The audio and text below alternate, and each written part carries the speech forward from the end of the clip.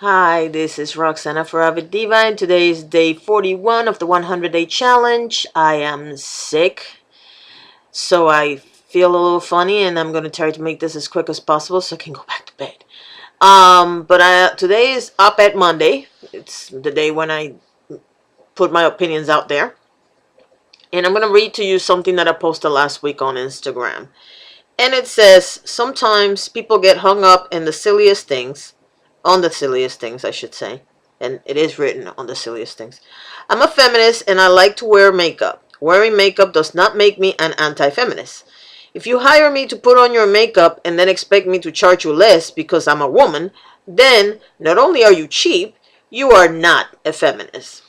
And this post was inspired because I saw a post on a feminist Instagram account about this guy that thought it was funny, or maybe he didn't mean it funnily, he just meant it, that he considered himself a feminist, but he didn't think it was cool that if he hit a woman, he would go to jail, but if a woman hit a male, she would get applauded.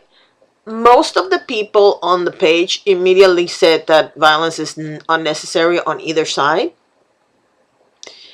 Most people were very clear that that wasn't funny. And most people were of the opinion that women and men can be feminists.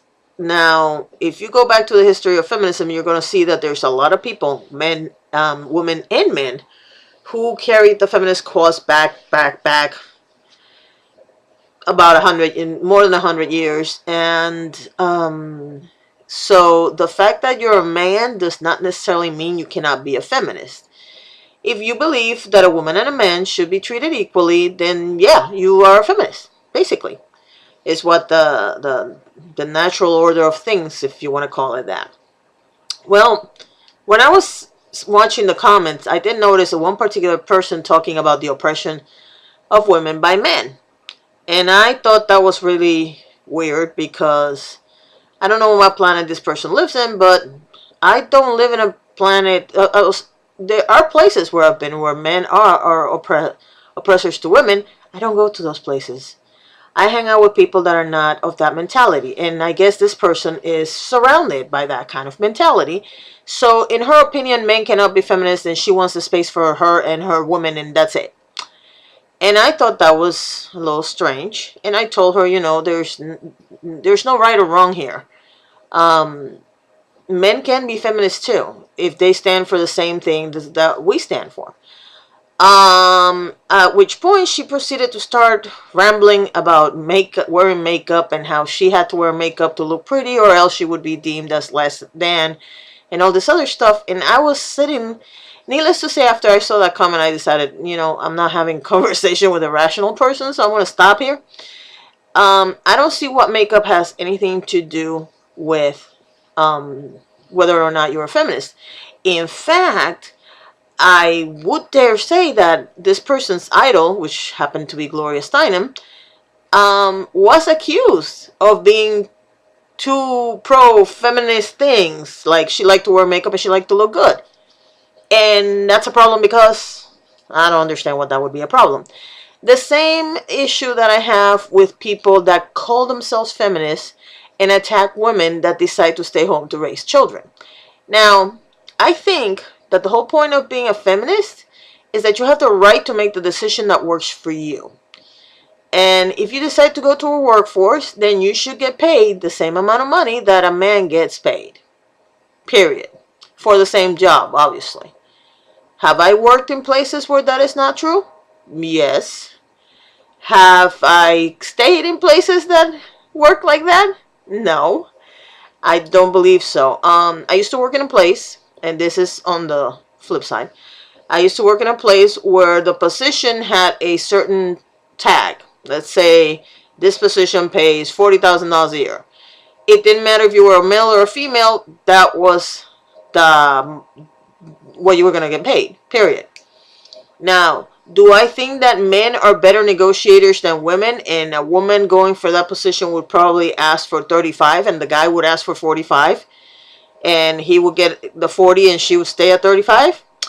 Unfortunately, sometimes that is true. We women like to please, and we don't like to make waves, and sometimes we need to learn to negotiate better.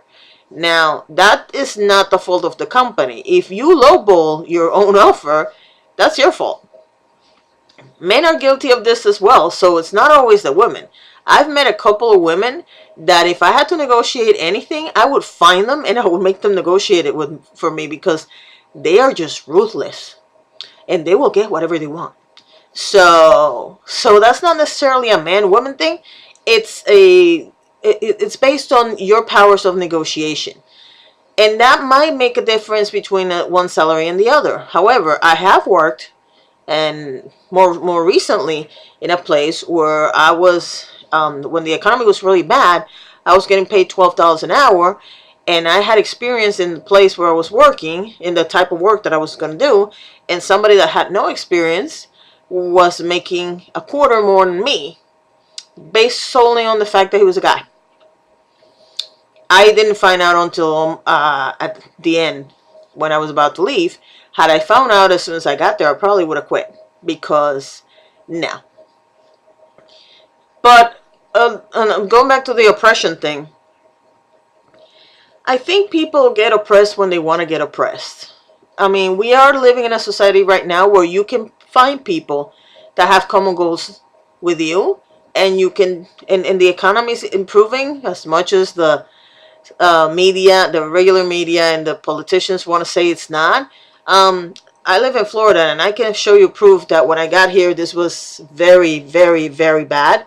And now the same places that were closed and run down, and they were horrible. They were vandalized and whatnot. Those places are now rebuilt, have new businesses going there. And you see it. You see it when you walk around here that the economy is improving. I do believe that there is such a thing as you being able to find people that are of the same mind as you. Now, for what I understood from this person had been abused when she was younger or whatnot.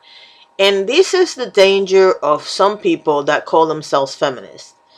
It's the fact that you blame one person for humanity, basically. And I can tell you this because I've seen it on both ends. I've seen people that consider themselves pro whatever denomination they are because somebody from another denomination abused them, or a woman because a man abused her, or a man because a woman stole his money. And my message to people like that is this: you should build your beliefs on what is honestly going on in the planet, not just your experience, but everybody's experience. The fact that one person abused you does not mean that every human being on the planet is bad. I used to live in a state that was, well, they say Florida's racist. I really haven't had a lot of problem with racism here.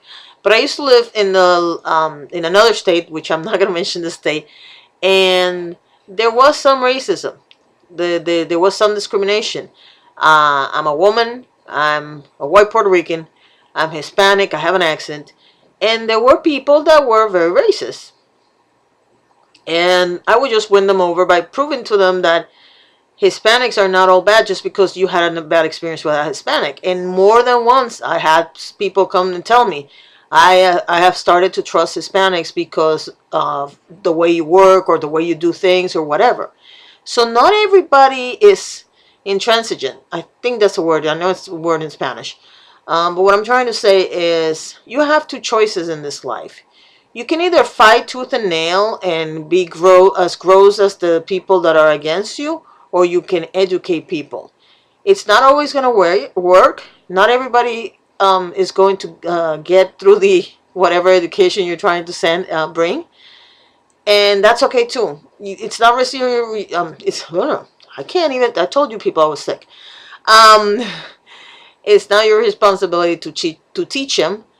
If you want to fight an equality fight, I think the best way to do it is with education and not with more restriction. Because the problem that I have with her comment is that she is trying to marginalize a group of people based on the sole fact that they're males. And I would think that that would be the exact same thing that we're fighting for, so why do it to begin with? Anyway, this is Roxana from Diva, and I would love to hear your comments below. Thank you.